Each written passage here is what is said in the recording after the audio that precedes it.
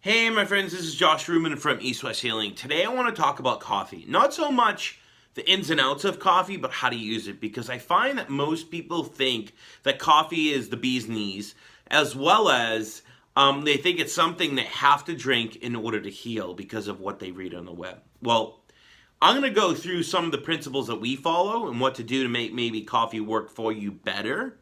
And take a look at, is it really working for you or working against you? I find with a lot of my clients it's working against them based on how much they're drinking it and when they're drinking it. So let's get into it.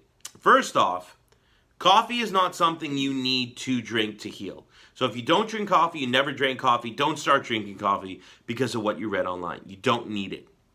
Number two, you don't have to put anything in it. If you want black coffee, drink black coffee. If you want to put sugar in it, put sugar in it. If you want to put cream in it, put cream in it. If you want to put gelatin in it, put gelatin in it. Great. But drink it however you want. It doesn't make it any better or worse. Now, yes, some people might like it better black. Some people might want it with cream and gelatin. Some people might find it better. It works for them better if they put things in it. That's great. But you don't have to.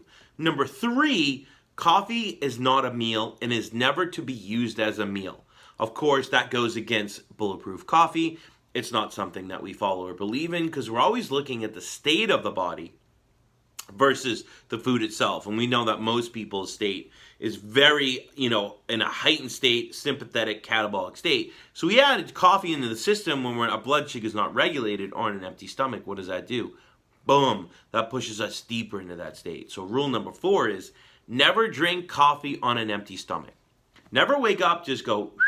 Never drink one in the afternoon by itself. You always want to drink coffee after a meal. Why?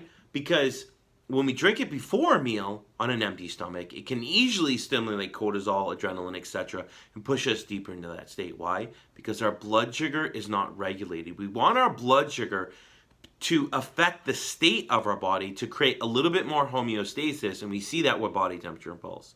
So make sure that you're always having coffee, let's say in the middle, you start sipping in the middle of a meal or after a meal, whether it's in the morning or the afternoon.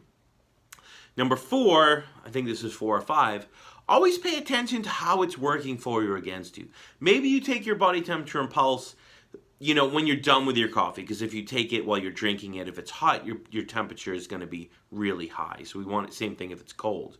So we want to get a good reading. So take your body temperature and pulse maybe an hour after having it, 30 minutes once your mouth is cooled down, or if it's been cold, it regulates. So you can get a good reading and really pay attention to, number 1, the qualitative feedback of your temp and pulse. Is your pulse super high? Is it pushing you hyperadrenaline? Or did your temperature drop? Did you wake up, you had a good temperature, you had your breakfast and coffee and it dropped?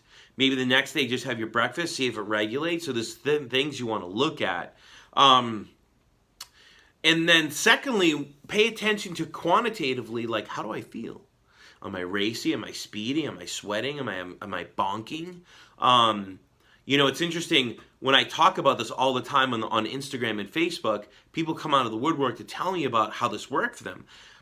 2 stories. I had a client yesterday talk about how when we started working together, and this is someone that's put in a tremendous amount of work working with me one-on-one and is now working with me to actually learn our philosophy. And this dude is just putting in the work and getting the results. So when we started, he actually quit coffee. He wanted to. I didn't tell him he had to. He wanted to. And it's been probably 8 months of working together. He added it back in. He's like, wow, I'm drinking it after a meal. My body's in a better resilient state. And I'm actually drinking it. I don't bonk. I don't need to nap in the afternoon. I'm not bonking in the afternoon. And I feel very energetic, but in even energy throughout the day. Story number 2, someone emailed us and said, hey, I have a high pulse. My temperature's dropping. I feel like crap after breakfast, etc. We recommended that she do some of these coffee principles. Within a few days, she emailed us back and said, boom, my sweats are gone, my temp's regulated, my energy's regulated. And sometimes it's as simple as that, right? But we have to create that awareness in order to find what works for us. So, and I guess the 5th thing is, when you're looking at coffee, sometimes coffee works for some people. Sometimes half a cup of coffee with hot water works for some people. Sometimes espresso works for people because it's more bitter and let's say thicker or thicker tasting. concentrated tasting, but it's actually less caffeine in a shot of espresso. So maybe we can have like maybe 2 espressos during the day instead of a cup of coffee. It's way less caffeine. Maybe we do espresso with hot water, make Americano. Some people do decaf.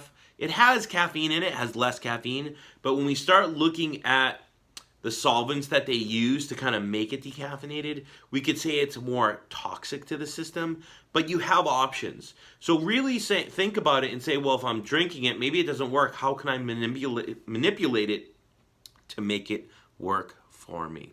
So hopefully you can start applying some of these principles, not using it as a meal, paying attention to if it works, drinking it after meal. That is the most important thing.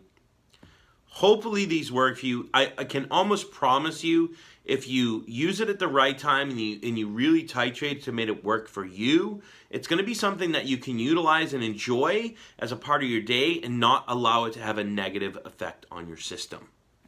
Have a great day, my friends.